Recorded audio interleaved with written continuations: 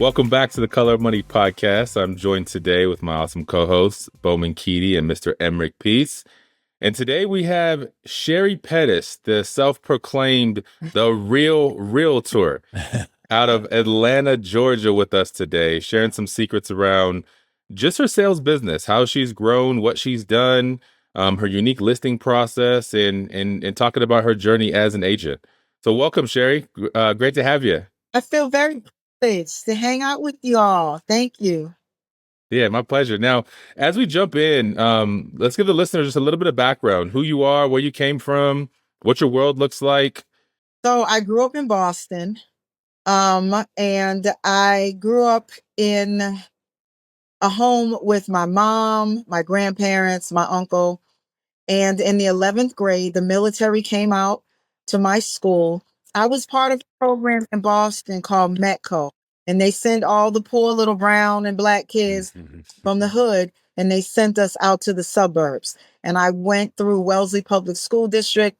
Probably to this day, Wellesley is probably the most affluent, richest suburb outside of Boston. I went to school with some very rich folks.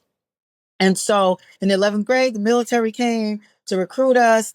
And I went home and told my mom, I'm an only child again. And at this time, I was still the only grandchild. I was only grandchild until I was about 19 on my mother's side.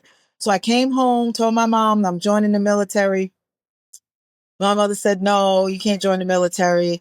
And she asked me what was I going to do after high school. And I told her I was not going to college. I was going to get a job and help her. And my mother got face to face, just like this, nose to nose. And she went, if you don't go to college, I'll make your life so blank, blank, blank and miserable. You wish you had a win. So I went to college, great 4 years. Yeah, my mother was not playing. Great 4 years. I pledged Zeta Phi Beta sorority. I moved to Georgia in 93. I was running from a boyfriend of mine, and I decided to come down here and live with one of my sorority sisters. I have an aunt who worked for Century 21 and Remax. And at this time, I had one kid and this is years later after I moved down here. But my aunt always looked like she was enjoying life. She traveled. She always had money, nice car, nice clothes, nice jewelry. And I was like, oh, I'm going to be like Auntie Joyce and go sell real estate. Well, what I realized is Auntie Joyce had all that money because she didn't have any children. So they take up all your damn money. I have a kid that goes to SCAD right now, and ooh, that tuition is killing me. So I got into real estate as a result of my aunt. I did one transaction with her and realized very quickly I did not want to work for family. Fast forward a few years, I did property management, and then I got into real estate full time in 2001. I was with one company for a little bit over 10 years, and I joined KW in 2012, and my business has taken off. You heard me say early, with all even when I'm at my highest production, I still don't work nights. Most days I am home by 5:30. And if it's cold, rainy, and snowing, I'm going to be home before then. Yeah. So I have a very small team. It was larger, and I am a listing agent. I go after listings. That is my niche. Many of my transactions come from unconventional ways of lead generating, and that stemmed from years ago. Someone told me if I talked about real estate, no matter where I was, that I could write it off. And when they told me that, I took it and ran with it. I talked about real estate at the nail salon, at the hair salon, at the restaurant. And the intent was, again, to be able to write everything off. I was like, oh, well, I really shouldn't be getting my nails and my hair done because I can't afford it at this time. But since I'm going to talk about real estate, I'll write it off. And that turned into a business. I've sold millions to complete strangers from having conversations in the grocery store, in a parking lot, at the bank, nail salon, hair salon. I've sold a house to just about I've sold a house to a person at just about every place I visit or I spend my money. And that is a different way of lead generating. And so we always talk about that conversation of lead generation. And I guess That's where you live. That's what you espouse. So you teach a class. You teach a class on unconventional ways to lead generate. What makes that class so special? It's a lot of interaction. I get people all the time asking, can you do it on Zoom? And I agree sometimes, but it's not as fun. I am a very interactive person. And one of the ways I interact with people is I pretend I know them. Like I will talk to a person if I meet them. Okay, perfect example. I'm in the nail salon one day and I'm talking to a woman. And during the course of the conversation, she told me, and it's because I asked questions. She told me her name. And I asked her, where does she live? And she said, oh, I live a few minutes away. And my response was, oh, where do you live? I've been selling real estate for a long time. I've sold a house just about everywhere. She told me what street she lived on. She told me what her name was. So when I got back to the office after getting my nails done, I sent her a handwritten note card. I am a big advocate of handwritten note cards. Do I have any here? I do. I have a bunch of them. I will go in Dollar General and I'll buy all of the little note cards, the blank ones. I might buy 30, 40, 50 packs at a time. I wipe them out. And so I sent her a handwritten note card. Hey, her name was Ursula. Ursula, was so nice to meet you at the nail salon. Let me know if you ever need, a realtor. 3 months later, I got an email from her. And she said, what I didn't, and she was a realtor. I knew she was a realtor. What she told me in the email was, I appreciate you sending that handwritten note card. That's what we used to do back in the day. And what I didn't tell you at the nail salon is that my mom had just passed away and I inherited her house. I am looking for a listing agent. And because I was a realtor, I don't want to offend any of my friends. So I'm going to go with a total stranger. Are you interested?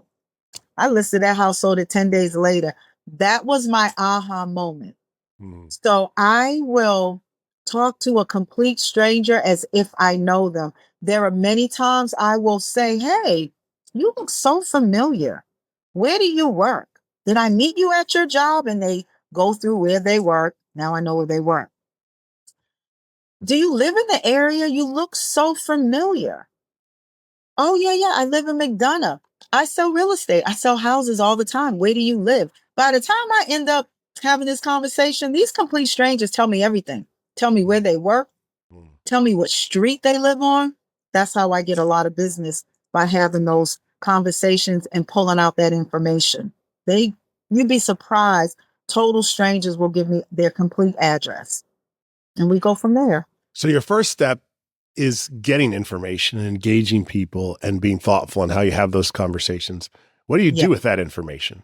You talked a little bit about that with your handwritten note card, but like, how do you use that information to maintain that relationship? Because most people have these interactions every day where we talk to people and we either like, oh, that was a really, I didn't enjoy that conversation. Or that was like, I had an awesome conversation with that person in the coffee shop, but I never see them again. I never think about it again. So what is it that allows you to take that conversation and establish a relationship out of it? So I'm going to give you a little disclosure. I partied an awful lot back in the 80s and the 90s, and it is catching up to me. So I have to go back, and I'm old school. I literally have a clipboard, right?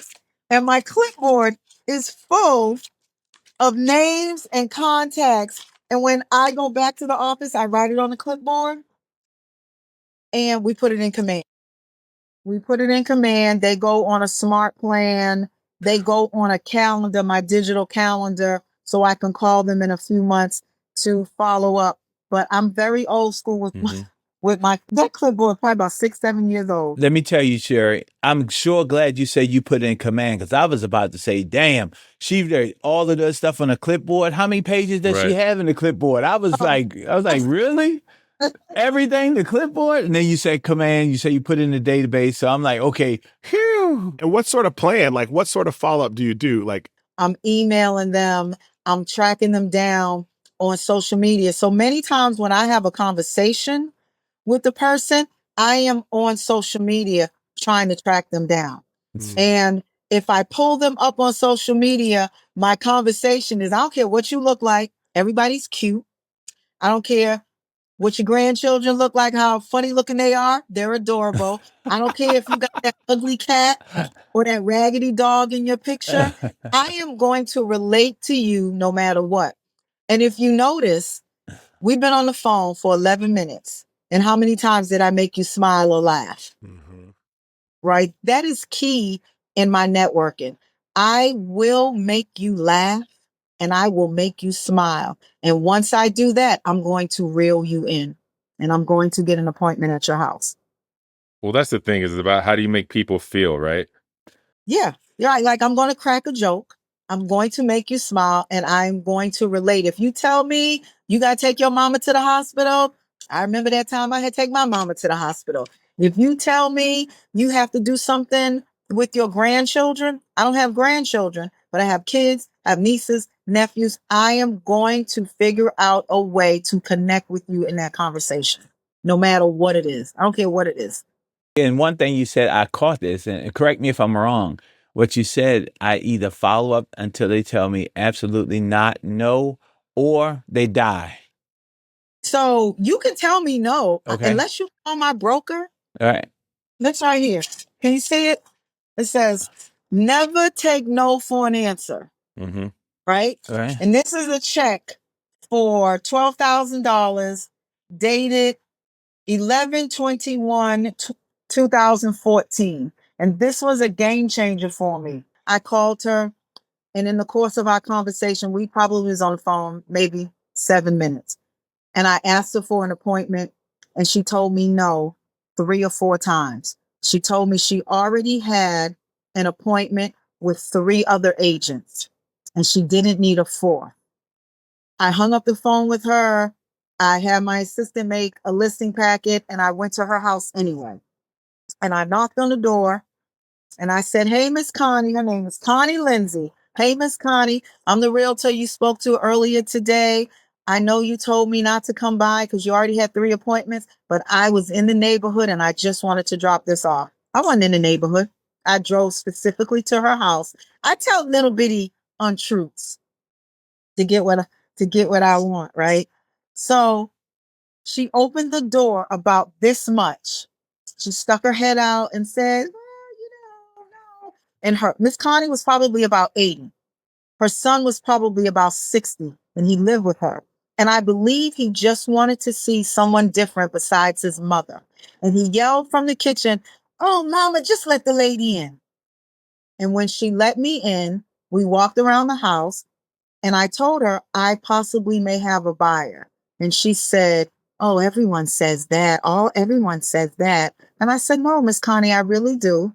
Please don't sign any paperwork. I know you got all these 3 other listings, appointments, but let me bring my buyer out."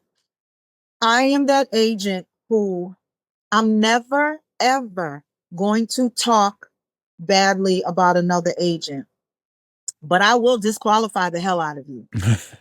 Right? Will disqualify the hell out of you. And I do my research. I knew the 3 agents she had appointments with. So my strategy is to go in, not going to talk bad about her, but I will disqualify her. One agent was a brand new agent in our office. And I said to her, "Oh, he's fabulous. He's probably going to be rookie of the year." Right? Then he ended up selling a whole lot more real estate than I did. But that year, he was rookie of the year. So I disqualified him by letting her know he was a brand new agent. She had another realtor come out, and I said to her, "Oh, I love Jackie. I want to be like her when I grow up. She travels so much. I think she's about to retire." Right? I will disqualify you. Long story short, I sold that house and I got the whole commission. The buyer that I was talking about was a real buyer. She bought that house. And so it says never take no for an answer because she told me no like 5 times. But I went to her house anyway and I got the whole commission. And I took my kids and my mother on a cruise and framed that check. I'm consistent, relentless, and I don't give up. I grew up as an only child. I don't take no very well. Well, Sheri, you like to you mentioned as we were talking that you want to do some more coaching and leaning into coaching. Help me help me articulate to our listeners that are either newer agents or seasoned agents that struggle with hearing no and struggle with that relentlessness. Like, how do you get past that mind shift of being able to take no and being able to be told no 3 or 4 times before you're really trying to overcome those objections? How do you teach that? What are 1 or 2 things people can start doing to implement into their world to help them sell more houses? Track your numbers. That's the biggest thing for me. Track your numbers, because if you know how many no's it takes you to get to a yes, you don't give up. So when I started that clipboard, that was 2014. That's been 7 years, right? And I was in MAPS coaching for years. I took MAPS coaching probably 6, 7 years. And so, they make you track your numbers. I knew that between 21 and 24 conversations, I was going to get a listing appointment. Mm-hmm. And I got good at that conversion where I got it down to like 8 to 11, which was like in 2019, 2020. I knew that if I had 8 to 11 conversations, not phone calls, that I would get a listing appointment. So I track my numbers. So when I get to 16, 17, 18 no's, and I'm like, I'm ready for a mimosa. I know if I just keep calling, eventually I'm going to get that yes. That was a huge aha moment for me, tracking my numbers and knowing when that yes is coming. And then how many listings did you take last year? What was the number you told us? 49 of them were in command in our reports, which means I probably had 10 more or a little bit more that signed and then called me the next day and changed their mind. So Okay. I've had close to 60 listing agreements signed. My best year, I think I sold 64 listings, which means I probably took 75, 80 listings. We talk a lot in our business and in our company specifically about listings leverage leads, and you've created that monster. I love that. The thing about that, and you can tell this, we have this conversation about listings because, as you said, you don't work in a week. You don't work pretty much after 5, and you don't work on the weekends. You can't do that as a buyer's agent. Because I'm telling you, last Friday, Monday was a holiday. I went home Friday. I didn't leave the house till Tuesday. I like being home. I will stay home all weekend long in my onesie watching Netflix. Now, granted, I still lead generate because I'm always on social media, responding, texting, reaching out to folks, commenting. And that just gives you more control of your life. That gives you more control of your time. And I believe that's something that a lot of us as real estate professionals, we have to learn how to gain more control of our time. Mm-hmm. And in that time that you spend in your business, that I love that idea of finish by 5. Yeah. So what does that do for you in your personal life when you set yourself to that place where you're not working after 5, you're not working on the weekends? Because I believe a lot of real estate professionals want to get to that place. What does that freedom look like? My kids are like, Mommy, get out, get a life, and go get a man. I'm like, I like my peace. I like my quiet house. It gives me a lot of time to follow up and do the little things to get clients, right? So when we had the snowstorm, a week ago. Mm-hmm. I grew up in Boston. That little bitty snow was nothing. I was gonna say, as a Boston person, I gotta speak up. You come from Boston, you ain't scared of no little 1 inch of snow. But down here, that turned that city upside down. That was wild. They shut it down when they say it's too cold. Like the day before, it was like it's too cold for the kids. No school. I'm like, what do you mean it's too cold? It's too Right. I was in that program. I had to be at my bus stop at 6:30 in the morning. Snow, sleet, it didn't matter. Put on 2 pairs of socks and keep it moving. Yeah. So it does allow me an awful lot of time to do follow-up. I have, and it's at home, it's at my house, I have a follow-up bag. It is a clear plastic bag that I got from family reunion or somewhere, and it has my note cards. I spend a lot of time taking these empty blank note cards, and I might write out 30, 40, 50 of them at a time, put my business card in them, put a return label, and a stamp. And they pretty much say, thank you for taking my phone call. When you are ready to sell again, call me. So when I talk to expired listings, they're already ready to rock and roll. I just have to put the address on them. I will do that. I will sit at home and put return label, many things that an assistant can do, but she's pretty busy. And if I'm at home drinking wine and binge watching Netflix for a few hours, I am always reaching out to all the different social media groups, first time home buyers. I need a realtor, BRN, check in to see, if someone is doing a referral. It gives me an awful lot of time to do follow-up work. And like the other night, I got home. I had went out with a group of friends, and I had a couple of cocktails, and I got home at like 5:30, and I went to sleep. And I woke up at like 10 o'clock, like, what am I going to do at 10 o'clock at night? So I went through Dot Loop, and I went all the way back to as far as I could go in Dot Loop for my sold transactions. And I started writing them handwritten note cards. Hey, it's been a while since we spoke, since you bought or sold your house. I was just thinking about you. And then I followed that up with the text message. So I have Bling. Look at me looking for my phone. It's right there. I have Bling, that digital card on my phone.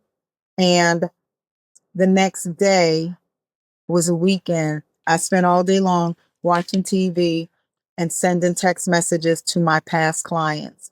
I'm going through some old paperwork. I came across your home. I just wanted to say hello. And I sent 60 of those out that day. And it resulted in a listing appointment in Savannah.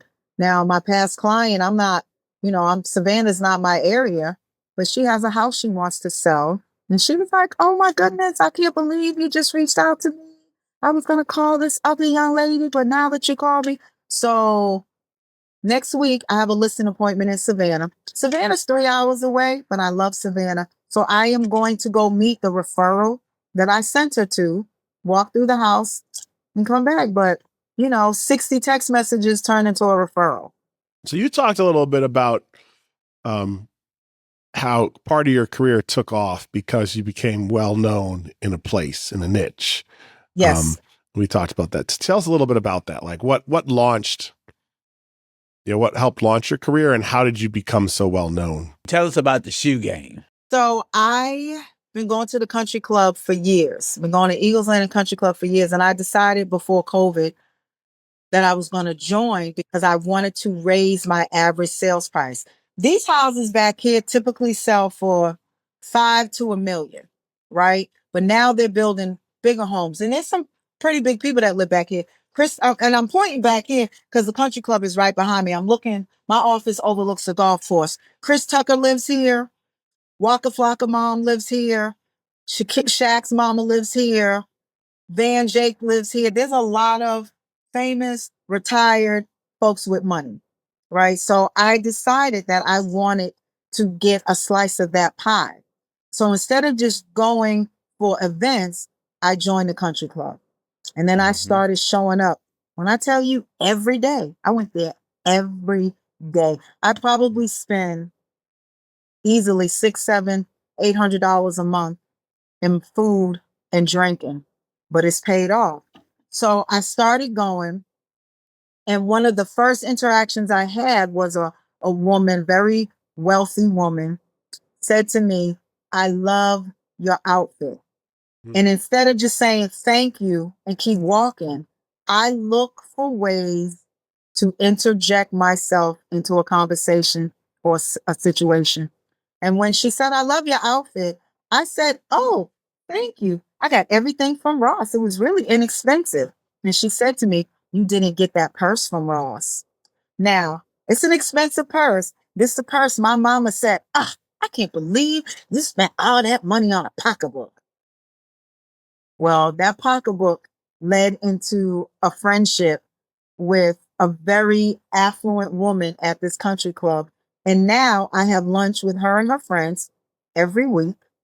I have been invited to countless events Women Hearts of Atlanta, sponsored by Morehouse House of Medicine. As a result of that, I've met Chris Tucker. I'm friends with Chris Tucker's mom now, right? I'm trying to get her out the house and go have lunch with us, right? And so these relationships have turned into a multitude.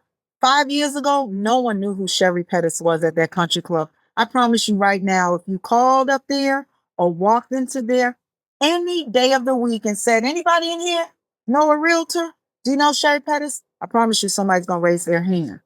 I showed up for everything. I showed up when the Indian community hosts Diwali. I go get my little sorority and my little whole outfit, and I show up for that. I show up for Western night. I wear a cowboy hat, but my cowboy hat gotta have rhinestones, and my cowboy boots got rhinestones and tassels. Right? I'm a bit flashy when it comes to dressing up. It was my shoes. I would walk into the country club, and one of the first thing the ladies and the men would say, "Oh, what you got on your feet today?" And that has turned into countless conversations. I've sold houses back there.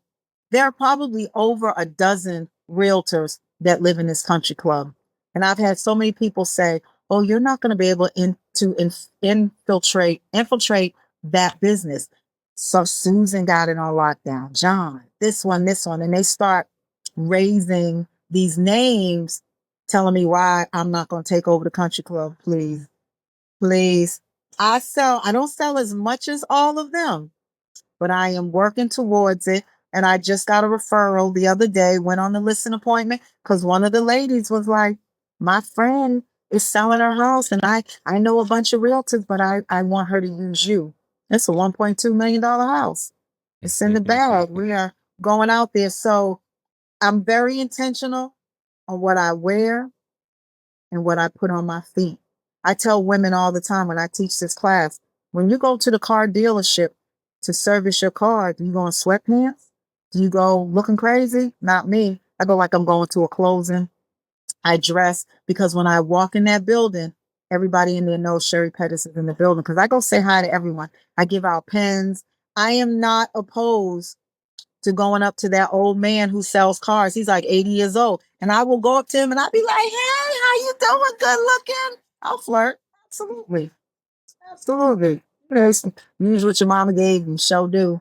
Ain't ashamed of it either. I love it. You're so dialed into like who you are, comfortable in your own skin, and you've built a business around not faking it to make it, but leaning into who you are.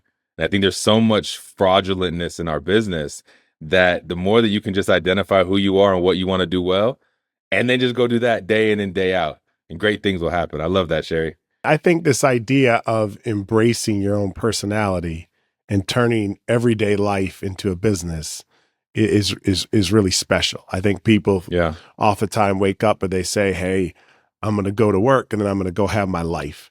And what I love about what I've heard from Sheri is her work and her life they're the same. She's figured out how to take her personality, her approach, and she's like, even when I'm sitting at home doing Netflix, I'm hanging out, I'm being me, but I'm working on my business. It is part of it. She's figured out how to integrate business and life in a way that seems to work for her. And I love that. It's very integrated. I mean, and like I said, I'm at the nail salon one day and there's a woman sitting next to me and I'm waiting to figure out how I can get myself in this conversation because I can tell she got money, right?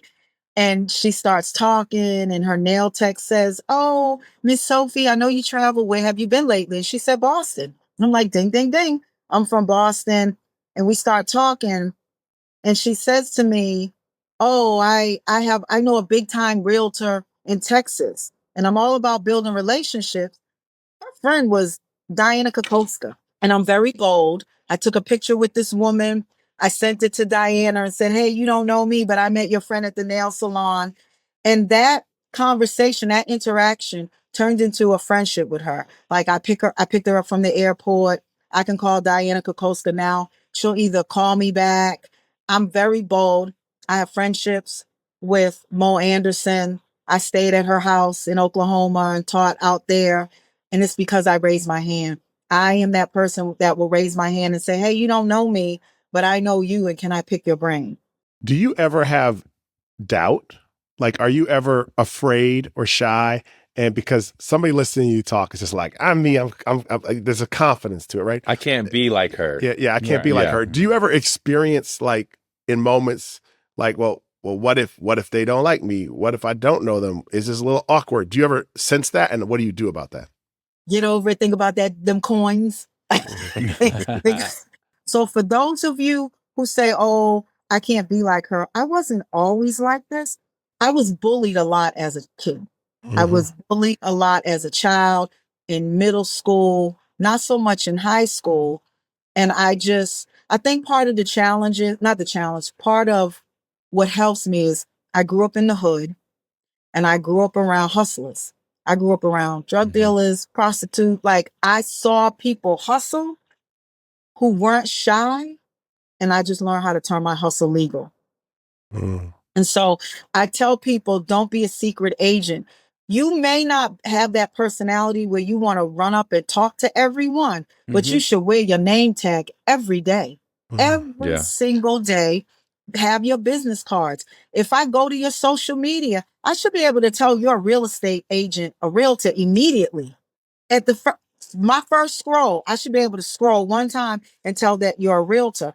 So I tell new agents, secret agents, you have to tell everybody and their mom that you're a realtor. And so many of them like, well, I don't want to intrude. I feel like I'm being intrusive or I'm getting in their business. People will tell you if you're in their business. So when you have the boldness, when you figure out in your own mind, whatever that reason is, right? Whether it's your motivation to do business, whether it's just saying, I don't care anymore, whether it's your love for people, whatever it is that allows you to get beyond that. When you get beyond that thing that holds us back, what we find, I think, which I see as the main lesson from you, is that people are just people and people want to connect.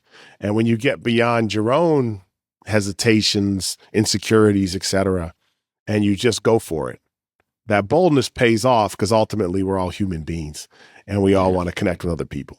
I've had so many interactions. I was at a grocery store one day on a Sunday looking crazy. And there was an older white couple who was walking over to the stand to get the magazines. This was years ago. And I said to myself, this is another turning point in my business because it showed me that it's my own head that's stopping me from making money. And when they walked over to that magazine, I said to myself, if they pick up that real estate magazine, I'm going to go talk to them. And then they picked it up. And in my head, I went, oh, God, now I got to talk to them. And that I'm old school bold. That drunk monkey said, girl, them old white folks don't want to talk to your black ass.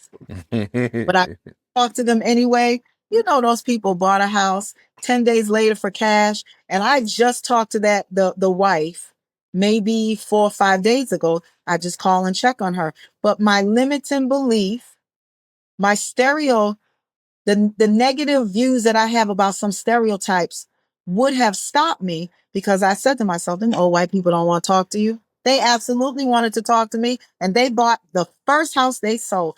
I only showed them one house, and they bought it 10 days later. Wow. All because I said hello. If we could say everything about this conversation, I think in talking to you, it makes us believe that saying, your success in real estate is directly proportional to the number of people when they think of real estate, they think of you. And that's what you epitomize in this conversation and in your business. Thank you. Thank you for that. I had a friend of mine who met a mutual friend. And she said, if you meet Sheri Pettus and she don't try to convince you to buy or sell a house, you met an imposter. That is a great way to shut it down. Any closing thoughts? Absolutely. Any closing thoughts, Dale? You want to close us out? I mean, I think the authenticity, Sheri, is important, and you can build a business. Unc says it all the time. You're one relationship away from changing your life. And if we continue to have those mindsets, we can build incredible relationships as we continue to grow and build an incredible business as well. Thank you so much for that. If there's one thing you want to leave our listeners with, what is the one thing that they can do to change their lives, change their businesses, or change their family? Call me when you have a referral for Atlanta, and I can do the same. And if you all ever need me to come up and teach my class, you just got to give me a plane ticket a hotel, and feed me once. That's it. So how they get in touch with you? My phone number is 404. I'm old school Atlanta. 404-642-1618. Well, thank you so much, Sheri. Thank you, Bo and Emma, for being on. Until next time. Thank you. This podcast is for general informational purposes only. The views, thoughts, and opinions of the guest represent those of the guest and not KWRI and its affiliates, and should not be construed as financial, economic, legal, tax, or other advice. This podcast is provided without any warranty or guarantee of its accuracy, completeness, timeliness, or results from using the information. Warning: you must comply with the TCPA and any other federal, state, or local laws, including for B2B calls and texts. Never call or text a number on any do not call list, and do not use an auto dialer or artificial voice or pre-recorded messages without proper consent. Contact your attorney to ensure your compliance.